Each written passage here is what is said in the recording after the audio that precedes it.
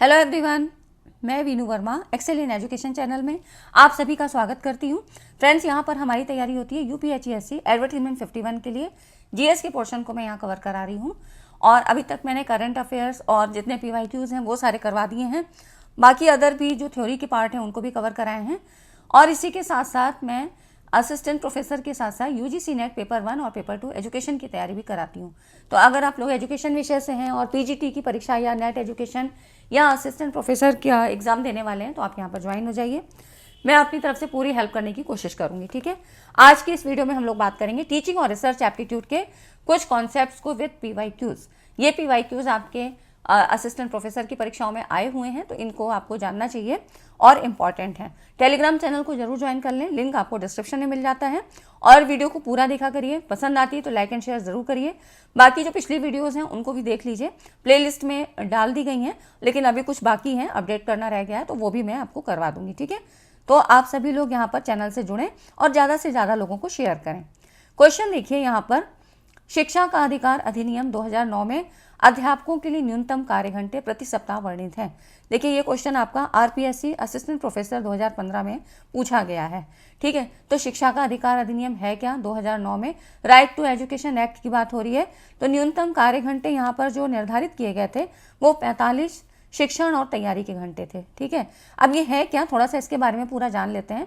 मैं कभी भी पीवाईक्यूज आपको ऐसे नहीं करवाती हूँ, थोड़ा सा कॉन्सेप्ट के बारे में भी हम बात करते हैं। ठीक है, तो आपको हो सकता है लगता होगा, मालूम है तो बिल्कुल लगता होगा कि हमें पता है क्या ज़रूरत है, लेकिन जिनको नहीं पता है उनका जो है पता लग जाता है, बाकी आप लोगों का रिवाइज हो जाता है। ठीक है, तो कॉन्सेप्ट को पूरा समझने की कोशिश करिए। जरूरी नहीं कि यही क्वेश्चन आ जाए, इस टॉपिक से और भी क्वेश्चन बन सकते हैं। जैसे कि राइट टू एजुकेशन जो निःशुल्क और अनिवार्य शिक्षा अधिनियम है आरटीई 2009, ये 1 अप्रैल 2010 से, ठीक है, 2010 में ये लागू हुआ था।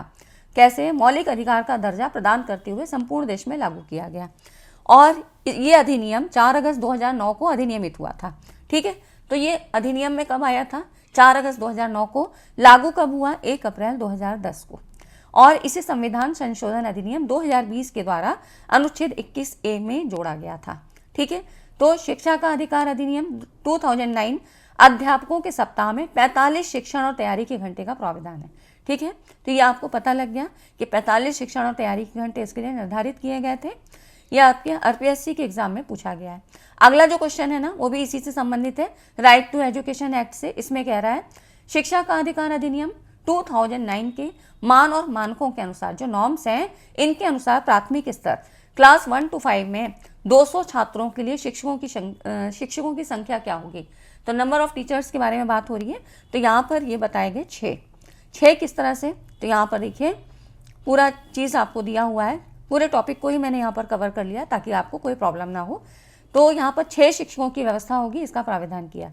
ये सारी चीज़ें हम यहाँ डिस्कस कर चुके हैं कि शिक्षा का अधिकार अधिनियम 2009 ऐसा अधिनियम है जिसका उद्देश्य भारतीय संविधान के अनुच्छेद 21A के तहत भारत में जितने भी 6 से 14 वर्ष की आयु के बच्चे हैं उनको मुफ्त और अनिवार्य शिक्षा प्रदान करना। तो इतनी बात समझ में आ गई कि अनुच्छेद क्या है, लागू कब हुआ। ठीक है, तो ये चीज़ें पता लग गई। कितने से कितने वर्ष के बालकों के लिए? 6 से 14 वर्ष की आयु के लिए जो है इसको निर्धारित किया है, मुफ्त और अनिवार्य शिक्षा। ठीक है, इतनी शिक्षा तो देनी है, अनिवार्य शिक्षा के रूप में है। आरटी अधिनियम 2009 के अनुसार जो प्यूपल टीचर रेशियो है, पीटीआर जिसको कहते हैं, 30:1 है। ठीक है, 30:1 का है, मतलब प्राथमिक विद्यालय में कुल 30 छात्रों के लिए एक शिक्षक कार्यरत है। तो इसको याद रहेगा आपको कि देखिए क्वेश्चन कहीं से भी बन सकता है। तो 30:1 का अनुपात है। यदि 30 से ऊपर छात्रों को प्रवेश दिया जाता है तो जो छात्र शिक्षक का अनुपात है 60:2 हो जाएगा, 60:2 का। ठीक है, तो इस तरह से 60 से अधिक छात्रों के लिए 3 शिक्षक नियुक्त किए जाएंगे।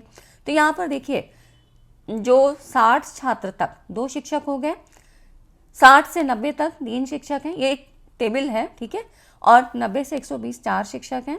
अब 121 से 200 के बीच में 5 शिक्षक और एक प्रधान शिक्षक। 200 से अधिक हैं तो यहाँ पे 40 छात्र, एक शिक्षक तथा प्लस प्रधान शिक्षक। ठीक है, तो ये हो गए आपके 200 छात्र से अधिक। तो इतना याद रहेगा ना। ठीक है, तो आप इतना चीज़ समझ के रखिए कि क्या चीज़ है। उसके बाद देखिए आरटी के महत्वपूर्ण जो प्राविधान है वो क्या क्या चीज़ है। तो पड़ोस के विद्यालय में प्रारंभिक शिक्षा पूर्ण होने तक बच्चों को निःशुल्क और अनिवार्य शिक्षा का अधिकार है। ठीक है, कोई शुल्क नहीं लिया जाएगा। और गैर प्रवेशित बच्चे के लिए आयु उपयुक्त वर्ग में भर्ती होने का प्रावधान करता है। निःशुल्क और अनिवार्य शिक्षा प्रदान करने में उपयुक्त सरकारों, स्थानीय अधिकारों और माता पिता के कर्तव्यों और जिम्मेदारियों को भी ये निर्दिष्ट करता है। ठीक है, पीपल टीचर रेशियो PTR, भवनों, बुनियादी ढांचे, विद्यालय कार्य दिवस, शिक्षक कार्य घंटों से संबंधित जो भी नॉर्म्स हैं और जो भी क्राइटेरिया हैं उनको निर्धारित करता है। तो ये सब चीज़ें इसके लिए निर्धारित की गई हैं RT एक्ट के तहत। RTE अधिनियम के अनुसार एक शिक्षक एक सप्ताह में तैयारी के घंटों सहित शिक्षण में कम से कम 45 घंटे खर्च करेगा और कोई भी प्राइवेट ट्यूशन नहीं कर पाएगा। ठीक है, उचित रूप से प्रशिक्षित शिक्षकों अर्थात आवश्यक प्रवेश और शैक्षणिक योग्यता वाले शिक्षकों की नियुक्ति का प्रावधान करता है। कोई भी शारीरिक दंड, मानसिक उत्पीड़न नहीं दिया जाएगा, इसको ये प्रतिबंधित करता है।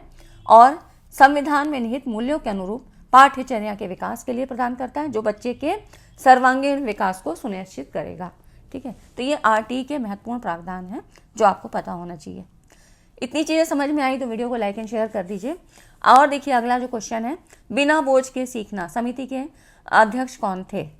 तो इसमें यहाँ पर देखिए ये प्रोफेसर यशपाल। ठीक है, अब देखिए ये क्या है, भारत सरकार के मानव संसाधन विकास मंत्रालय, जो अभी शिक्षा मंत्रालय जिसको कहते हैं, मिनिस्ट्री ऑफ एजुकेशन, इनके द्वारा 1 मार्च 1992 को स्कूली बच्चों के शैक्षिक बोझ को कम करने के तरीकों को सुझाने के लिए प्रोफेसर यशपाल जी की अध्यक्षता में एक 8 सदस्यीय राष्ट्रीय सलाहकार समिति का गठन किया गया था।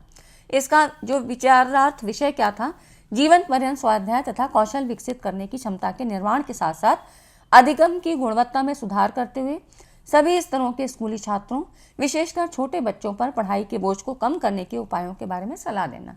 ठीक है, तो लर्निंग विदाउट बर्डन, ये इसका बिना बोझ के शिक्षा, ये इसका यहाँ पर इसका उद्देश्य था। ठीक है, तो ये हो गया आपका प्रोफेसर यशपाल। नेक्स्ट आप देखो, अब इसमें से कुछ क्वेश्चन आपको आंसर देने हैं। जैसे समीपस्थ विकास, ZPD, zone of proximal development, पढ़ा है सभी ने, एजुकेशन वालों ने तो ज़रूर पढ़ा होगा। और ये आपके जो मनोविज्ञान वाला पार्ट है, मतलब टीचिंग एप्टीट्यूड में ये आता है। UGC नेट में भी काफ़ी क्वेश्चन बन रहे हैं और आपने भी पढ़ा होगा। तो इसका आंसर आप दीजिए कि जोन ऑफ प्रॉक्सिमल डेवलपमेंट के सिद्धांत को किसके द्वारा प्रतिपादित किया गया। ठीक है, तो इसका आपको जवाब देना है। पियाजे हैं, फ्रायड हैं, वाइगोत्स्की हैं या ब्लूम हैं। ठीक है, तो इसका आंसर आपके लिए है होमवर्क, है ना। ये आप लोग कमेंट करते चलिए, बाकी मैं फिर आपको बताऊंगी। नेक्स्ट आप देखो, उस तकनीकी का क्या नाम है जिसमें जो बिंबों का प्रयोग किया जाता है। ठीक है, आइकॉन्स की बात हो रही है, जो प्रायः शब्दों की अपेक्षा अधिक भाव व्यक्त करते हैं और विविध प्रकार के साहचर्य और सोच को जगाने में अधिक सटीक और शक्तिशाली होते हैं। तो देखिए यहाँ पर बात हो रही है उस टेक्निक का जो कि हम टीचिंग में यूज़ भी करते हैं। तो क्या ये विचारावेश ब्रेनस्टॉर्मिंग है, माइंड मैपिंग है, स्टोरी बोर्डिंग है या सिनेप्टिक्स है? UGC नेट की परीक्षा में पूछा गया है और ऐसे क्वेश्चन आपके यहाँ भी पूछे जाते हैं। ठीक है, तो ये है आपकी माइंड मैपिंग। माइंड मैपिंग से मतलब क्या होता है, कोई एक थीम है, मान लो कोई भी पॉइंट है जो आप मतलब कोई भी कॉन्सेप्ट पे आप डिस्कस कर रहे हो और उससे संबंधित जितने भी पॉइंट हैं उनके बारे में आप सारी चीज़ों को डिस्कस करें। ठीक है, ये हो जाती है माइंड मैपिंग। मतलब उसमें आपको सारी चीज़ें, जैसे कि एक हो गया आपका सेंट्रल थीम हो गई और इससे संबंधित जो भी चीज़ें हैं, आपको कहीं जाना है, कोई प्लानिंग करनी है, तो इससे संबंधित मान लो आपका गोवा का टूर है तो उससे संबंधित कहाँ पे रुकेंगे, कितना फेयर आएगा, ठीक है, कौन सी ट्रेन जाती है, वहाँ पर क्या क्या दर्शनीय स्थल हैं, कैसे हम जाएंगे, कैसे रुकेंगे, कौन सी नज़दीक में है और किस साइकिल में हमको घूमना चाहिए, कौन कौन सी चीज़ें कैसे कैसे साइकिल में आएंगी। ये सारी चीज़ें क्या होती है, एक माइंड मैप हो गई है ना, कि एक आपने एक रूपरेखा तैयार कर ली। ठीक है, तो ये हो गया आपका जो क्वेश्चन है माइंड मैप से संबंधित है। ठीक है, तो यहाँ पर इस तरह से क्वेश्चन आपके बनते हैं। तो माइंड मैपिंग तकनीकी में बिंबों का प्रयोग किया जाता है जो प्रायः शब्दों की अपेक्षा अधिक भाव व्यक्त करते हैं। ठीक है, नेक्स्ट आप देखो, अगला जो क्वेश्चन है, शिक्षण के किस स्तर पर संबंधों पर दृष्टिपात को उद्देश्य के रूप में प्रोन्नत किया जाता है। अब लेवल्स ऑफ टीचिंग की बात करें तो आपने पढ़े हैं 3 लेवल, है ना, memory level, understanding and reflective level. तो मेमोरी मतलब स्मृति स्तर, अवबोध स्तर, और ये आपका रिफ्लेक्टिव, विमर्शी। और एक होता है ऑटोनोमस डेवलपमेंट लेवल, ठीक है। तो इस तरह से अभी ये भी यूजीसी नेट में काफ़ी पूछा जा रहा है, ऑटोनोमस स्वायत्त विकास, है ना। तो ये आपको पता होना चाहिए कि क्या चीज़ें हैं, कैसे होंगी। तो ये हो गया आपका। नेक्स्ट आप देखो, शैक्षिक दक्षता की मूल आवश्यकता क्या है। मूल आवश्यकता उपरोक्त सभी, ठीक है। नेक्स्ट आप देखो, कौन सा कथन गलत है। मापन और मूल्यांकन, यहाँ पे कह रहा है मापन मूल्यांकन के मध्य कोई संबंध नहीं है, है ना। तो यहाँ पर कौन सा कथन गलत कह रहा है, ठीक है। तो यहाँ पर आपको ये पता होना चाहिए कि किसकी बात हो रही है। तो इसमें देखिए ये वाला ऑप्शन सही होगा, है ना। नेक्स्ट आप देखो, 2016 को यूजीसी की कौन सी अधिसूचना गुणवत्तापूर्ण अनुसंधान सुनिश्चित करने का प्रयास है। तो यूजीसी रेगुलेशंस की बात हो रही है। तो इसमें पीएचडी कार्यक्रम लागू करने की शर्तों को पूरा करना, ये इसका मेन है, ठीक है। यहाँ पर ये इसकी मेन बात होती है। नेक्स्ट है, बच्चों को पढ़ाने की कला और विज्ञान को क्या कहते हैं। इसका आंसर आप बताइए कि क्या है, पेडागॉजी है, एंड्रोगॉजी है, क्या चीज़ है। तो ये भी आपके लिए होमवर्क का क्वेश्चन है जो आपको बताना है, ठीक है। नेक्स्ट आप देखो, प्राइमरी और सेकेंडरी डेटास की बात हो रही है कि प्राइमरी डेटास में कौन सम्मिलित नहीं होती हैं। तो प्राइमरी और सेकेंडरी होती क्या है। तो प्राइमरी में मतलब जो कि शोधकर्ता के द्वारा होता है, सेकेंडरी मतलब पहले से ही किसी व्यक्ति के द्वारा जो उपस्थित होता है। तो इसमें यहाँ पर ये जो पुस्तकें हैं ये प्राइमरीज में नहीं आती हैं, ठीक है। तो यहाँ पर ये हो जाता है आपका पुस्तकें। नेक्स्ट आप देखो, निम्नलिखित में से कौन शिक्षण का स्तर नहीं है। इसमें से आप बताइए, अभी मैंने आपको बता दिया है। तो ये भी आपको होमवर्क में इसको करना है, ठीक है। ये भी आपका होमवर्क का क्वेश्चन हो गया। तो ये हो गया। तो इस तरह से ये सारे क्वेश्चन हो गए और कुछ आपको करने हैं। तो आज की वीडियो में इतना ही, मिलते हैं नेक्स्ट वीडियो में। तब तक चैनल पे बने रहें। Thanks for watching this video को लाइक एंड शेयर करके ही जाइएगा, ठीक है। तो ये हो गया आज के क्वेश्चन और अगली वीडियो में ज़रूर मिलेंगे एक नए टॉपिक के साथ। चैनल पे बने रहें।